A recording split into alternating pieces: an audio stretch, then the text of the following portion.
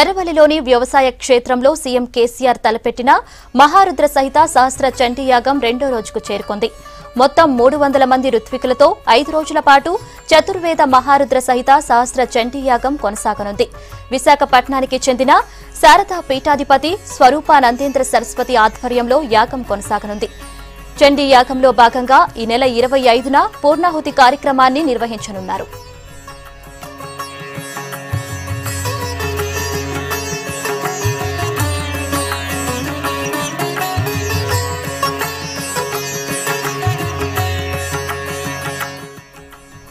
ముఖ్యమంత్రి కేసీఆర్ దంపతులు యాగంలో పాల్గొన్నారు. కర్ణాటకలోని శృంగేరి పీఠానికి చెందిన తంగిరాల సీతారామ శాస్త్రి, మాడుగుల మాణిక్య సోమయాజులు, ఋగ్వేద పండితులు నరేంద్ర కాప్రే యాగానికి వైదిక సారథ్యం వహించారు. దుర్గా సప్తసతి పారాయణాన్ని ప్రారంభించడానికి ముందు ప్రత్యేక పూజలు నిర్వహించారు పండితులు.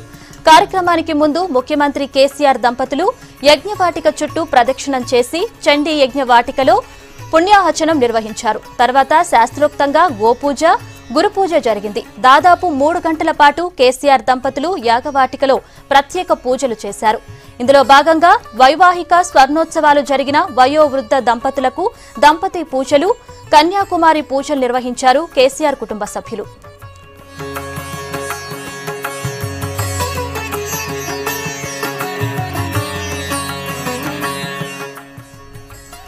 గోపూజ, స్వస్తి పుణ్యహచనం, గణపతి పూజ, మండపారాధనతో యాగాన్ని ప్రారంభించారు.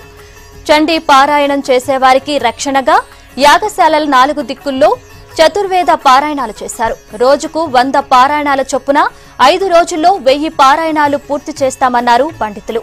5 రోజులు సహస్ర చండీతో పాటు మహారుద్ర యాగం, రాజశ్యామల, బగళాముఖి, అరుణయాగం, నవగ్రహాలు, గణపతి హోమాలు జరగనున్నాయి.